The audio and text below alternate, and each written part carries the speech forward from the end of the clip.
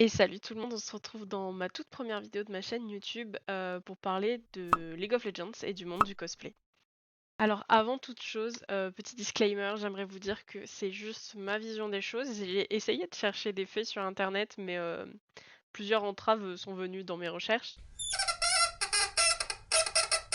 Donc la vidéo elle va être essentiellement montée sur mes expériences. Je vais notamment aussi faire appel à beaucoup de guests, de témoignages, de sondages aussi sur mon Insta.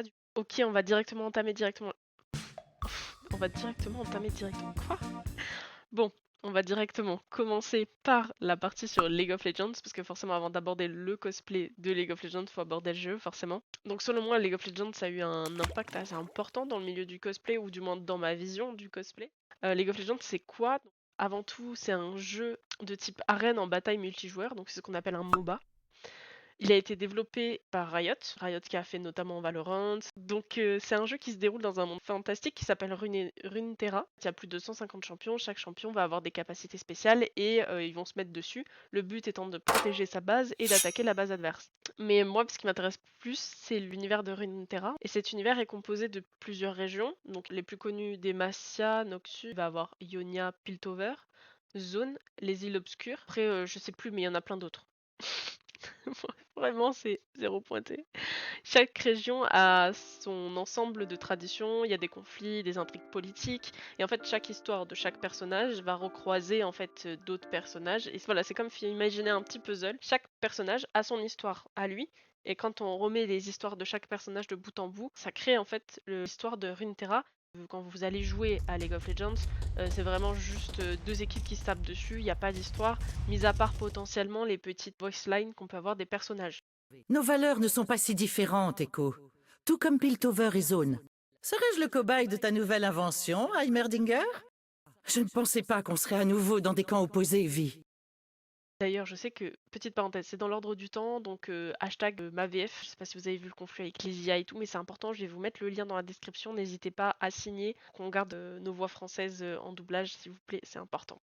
Maintenant, j'aimerais aborder du coup mes premiers cosplays League of Legends et même mes tout premiers cosplays tout court en réalité. On va plutôt faire ça dans un ordre chronologique. Je vais vous mettre une petite timelapse, enfin une petite barre là, je sais pas comment on appelle ça, pour que vous puissiez voir en fait la chronologie. Donc on va commencer par H. Donc H, je crois que c'était en 2016, quelque chose comme ça. C'était la première, enfin, j'avais déjà fait quelques conventions, mais j'étais pas vraiment en costume.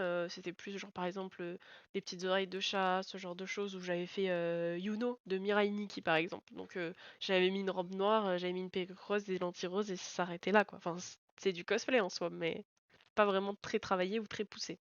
Arrive 2016, j'ai envie d'aller en convention avec un vrai costume. J'ai découvert du coup l'univers de League of Legends et plus particulièrement le personnage de Ashe. J'en parle avec ma maman, on n'a pas beaucoup de sous à cette époque-là, hein. Et je dis à maman, je veux faire du cosplay. Donc le cosplay, ça consiste à faire des cosplays, enfin des costumes de personnages de jeux vidéo, d'animes. Enfin, je lui explique tout. Ma mère est hyper bienveillante et elle prend le temps vraiment de m'écouter et de comprendre ma passion. Elle me dit, bah écoute, vas-y, go, comment on fait, qu'est-ce qu'il faut faire? À partir de là, moi j'étais tout aussi paumée qu'elle. Moi j'avais 15 ans, c'est la première fois, c'était encore un peu moins connu avant. Ça a vraiment, le cosplay, ça a vraiment été développé à partir du Covid, j'ai l'impression. Donc je lui explique, je lui montre le personnage et tout. On regarde pour le faire nous-mêmes, sauf que ma mère avait très peu de connaissances de couture, moi pas du tout à ce moment-là. On regarde sur internet et on se rend compte que le plus simple, c'était d'acheter le costume. Et pour le l'arc, j'avais déjà d'idée de le faire en plexiglas et de mettre des lights à l'intérieur. J'avais un tuto sur un format PDF. Enfin, c'était beaucoup trop compliqué quand tu... Non, c'était beaucoup trop compliqué.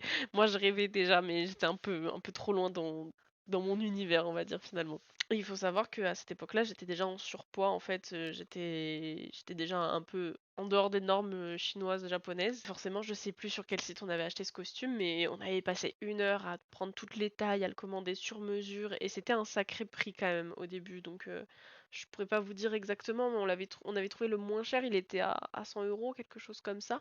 Et du coup, dedans, il n'y avait pas la perruque, il n'y avait pas les chaussures, il n'y avait pas d'accessoires, il y avait vraiment juste la robe et la cape. Et ma mère décide de m'offrir ce costume. 1 mois et demi après, on reçoit le costume à la maison. Et là, c'était la première déception en fait. J'ai même pas pu mettre un seul vêtement. costume. Même les trucs au niveau des poignets, ils m'allaient pas, ils étaient trop petits, alors que c'était des élastiques, alors qu'on avait mis toutes les mesures, alors que ma mère l'avait payé. On n'a eu aucun moyen de le renvoyer, vous vous en doutez. Donc ça a été juste de l'argent perdu pour ma mère, avec qui on n'avait pas beaucoup d'argent à ce moment-là. Et j'étais tellement triste que j'avais dit à ma mère, bah non, bah j'irai pas à la convention. Et quelques jours sont passés, là, ma mère, elle m'a dit, vas-y, trouve un autre personnage de ton jeu, là. Trouve un autre personnage et on le fait nous-mêmes. Et là, je lui dis, mais maman, enfin, qu'est-ce que tu me parles? Pourquoi? C'est quoi le plan là? Et finalement, elle arrive à me motiver. Et bon, à l'époque, je connaissais pas du tout les personnages, je jouais que H ou j'avais joué des supports genre Lulu ou Soraka, mais j'avais pas forcément envie de faire ces costumes-là. Et finalement, je crush sur Caitlyn au design et tout. J'étais un peu steampunk quand j'étais petite, donc forcément, Caitlyn, tu le vois avec son chapeau, ses petits engrenages, ses loups, son sniper qui était incroyable. Et donc du coup c'est parti, on se lance dans l'aventure. Donc j'ai pas beaucoup d'images forcément à vous donner. Et là je me souviens, j'avais trop aimé. J'ai adoré ça. M'avait pris quoi. On s'était pas pris beaucoup à l'avance, hein. Je crois qu'on avait pris un mois à l'avance avant la convention. Et du coup ma mère elle s'était occupée de tout ce qui était couture. Donc du coup ce qu'on avait fait c'est qu'on avait pris un corset violet de base, on avait pris une violette aussi, mais c'était même pas le même violet. Donc c'est pour vous dire c'était terrible. Donc on voyait vraiment la transition, c'était pas du tout la même chose. Pareil pour faire toutes les lanières qu'elle a sur le corps, Kathleen, on avait pris des ceintures qu'on mettait dans tous les sens et tout. Et ma mère, elle s'est occupée du coup de faire son collier parce qu'elle a un ras de cou, Kathleen. Elle s'était occupée de faire des petits volants, de la petite dentelle en dessous la jupe qui dépasse blanc parce qu'elle en a, mais je pense plus que ça, bah, en fait c'est du tulle ou un truc comme ça, sûrement pas.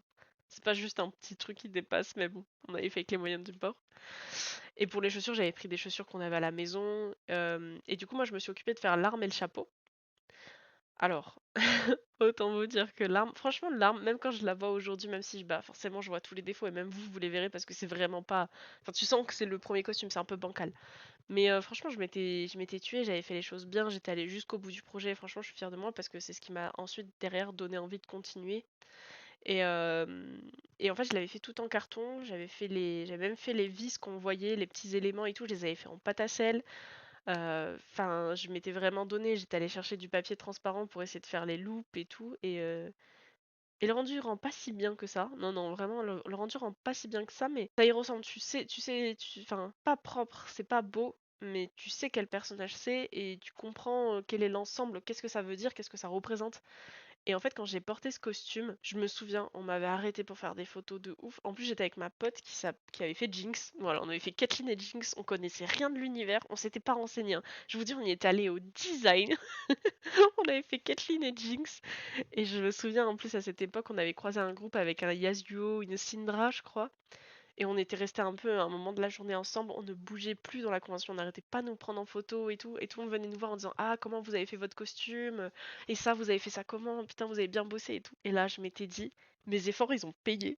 J'ai toujours été un peu artistique donc forcément, mais là j'étais là en mode je porte mon œuvre d'art, je suis mon œuvre d'art. Et en fait ça m'a revalorisé en fait énormément suite à ce cosplay de Jinx que j'ai acheté, qui a finalement été juste une part d'argent, et en plus de ça, ça m'a mis un sacré coup au moral. Et en fait, Caitlyn, ça a été, quelque part, ça a été le pansement, finalement. Et, euh, et suite à ça, je suis rentrée chez moi, j'ai dit à ma mère, bah là, c'est parti, j'en refais un autre, quoi. Donc nous voilà, 2017-2018, du coup. J'ai dit à ma mère, je veux faire Poppy. Alors là, alors je vous explique pourquoi Poppy. Parce que j'étais avec mon binôme, qui est une amie à moi, qui s'appelait Blanche. Elle avait fait du coup Jinx et moi j'avais fait Kathleen, à savoir que j'avais des talons, elle était quand même plus grande que moi. Donc il y avait un problème en termes de taille. Et du coup cette année-là on s'était dit vas-y on va faire des personnages un peu moins humanoïdes, un peu plus animal entre guillemets. Donc du coup c'était un nouveau projet, c'était un nouveau challenge en fait. Donc là vraiment on voulait aller plus loin. Et ça a été un peu un carnage. Alors moi je suis blonde de base, j'ai les yeux bleus donc j'ai pas eu besoin de mettre de lentilles de perruque pour Poppy. Par contre j'ai eu besoin de me peindre la peau en bleu comme un avatar finalement. Sauf que j'avais jamais touché à du make-up, je me maquille très très peu dans la vie de tous les jours, donc j'ai vraiment niveau moins 68 en make-up. Alors il y avait des trous, j'avais fait une réaction allergique au maquillage le jour de la convention. C'était une horreur. Le deuxième jour, parce qu'on y allait les 2 jours. Le deuxième jour, j'ai dit vas-y, tant pis, je mets pas de, je me peins pas la peau en bleu parce qu'en plus avec la transpiration, on adorait faire du Just Dance, mais c'est pas une bonne idée. Enfin, comment dire? Voilà, pareil, j'avais fait du coup les oreilles de Poppy, c'est vraiment des oreilles longues en velours et tout. Elle bougeait. Je tournais la tête, elle venait de me taper le visage, mon oreille. C'était.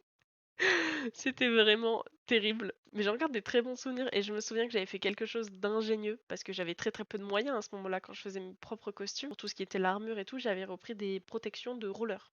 J'avais pris des protections de roller, j'étais venue avec du papier mâché, oui parce que c'était un full carton et papier mâché, hein, j'avais rien d'autre. J'étais venue avec du papier mâché faire les armatures, l'armure et tout. Quand il fallait un peu plus de volume, je prenais du carton. Pareil, quand il me fallait des formes vraiment rondes, petites ou un peu plus complexes, je prenais de la pâte à sel. Et en fait, après, je venais tout peindre. Donc la peinture tenait pas, hein, forcément, parce que j'avais pas mis de primer, je connaissais rien. En plus, c'était quoi comme peinture? Je suis sûre, c'était de l'aquarelle. Il y a moyen, il y a vraiment moyen. Du coup, pour tout ce qui était couture, donc les vêtements verts en dessous, j'avais pris direct des près du corps ou du juste au corps vert directement que j'avais trouvé sur Amazon, pas très cher et tout. Ça avait fait le taf, franchement, ça avait bien fait le taf. La seule couture, entre guillemets, que j'avais plutôt découpe que couture, ça a été au niveau de la ceinture. Elle a des espèces de tissus un peu en cuir, tu sens que c'est texturé. Et là, j'avais pris une espèce de texture reptile. Pareil, le plastron, il est fait que en carton et en papier mâché. Donc il y avait plein de pièces qui se décollaient à la fin du week-end, on voyait en dessous le papier mâché. Et le plus drôle, il faut qu'on en parle, c'est le marteau. J'avais fait un marteau de 2 mètres. Voilà, j'ai pété mon crâne. Le marteau, il était creux à l'intérieur. La partie de ferraille, en fait, c'était creux. J'ai fait qu'en carton. Bon, pareil, toujours un peu de papier mâché si besoin. T'avais le manche qui était en fait un bout de bois en dessous que j'avais enroulé de corde. Pareil pour les jointures, c'était du carton, pareil, ça tenait pas du tout. J'avais galéré à le faire tenir, c'était un enfer. Et du coup, ce marteau était bien plus grand que moi. Il était pas si lourd, vraiment, il était léger. Bah, forcément, à part le bout de bois, en fait, il y avait rien qui était lourd dans ce marteau. Mais déjà, je suis arrivée minute 1 à la convention, j'ai pété le marteau. Genre, j'ai voulu le lever, sauf que j'ai touché le plafond. Et du coup, le bout, il s'est cassé. J'avais pas pris de colle chaude, rien, j'avais rien prévu. Forcément, c'est les premières conventions, donc tu fais forcément des erreurs. Et puis pareil, à un moment donné, on faisait la queue à l'extérieur. Et en fait, le marteau, vu qu'il était hyper léger, et qu'en fait, il faisait pas beau, genre il pleuvait un peu, il y avait du vent de ouf. Et ben en fait, à un moment donné, je pose mon marteau pour pouvoir sortir mon téléphone et appeler ma pote. Le temps que je fasse ça, le marteau, il s'est envolé. Il s'est envolé et il a atterri dans quelqu'un. C'était une galère sans nom. On me voyait courir après mon marteau en mode non, mon marteau. C'était drôle. Mais finalement, j'en garde quand même des bons souvenirs. J'ai pu faire quelques photos de ces costumes. Après, très très peu, parce que finalement, dans Poppy, je me sentais pas si à l'aise que ça. J'avais beaucoup de. Bah, comme aujourd'hui, en fait. Hein. Enfin, même toutes, je pense, toutes les cosplayeuses. J'avais beaucoup de complexes sur mon physique. Et je trouvais que mon physique correspondait pas forcément au personnage. Et c'est quelque chose à l'époque où je voulais à tout prix ressembler à mes personnages. Et je sais que, encore aujourd'hui, si je fais du cosplay, c'est que quelque part, ça me rassure dans mon image que j'ai de moi-même. Et je me dis, bah là, j'incarne un personnage que je trouve beau dans un des d'animes, jeux vidéo que je regarde, que je joue. Et du coup, bah, j'ai l'impression d'être lui et de me trouver plus belle forcément. Et donc du coup, voilà. Donc là, c'est la clôture de mes histoires passées de mes cosplays de League of Legends. Maintenant, l'aventure n'est pas finie. Je vous annonce aujourd'hui, et j'espère que ça sera le cas, que je vais faire un concours de League of Legends. Donc, bah, combien d'années plus tard? Parce que ça sera en 2025, donc 5, 6, 7 ans, 7 ans. 7 ans plus tard, je vais faire un concours de League of Legends avec un groupe. Ce sera pas un duo cette fois-ci, je serai pas seule, ce sera un groupe cosplay, donc de la famille Porcelaine, des skins Porcelaine, et je ferai Lysandra.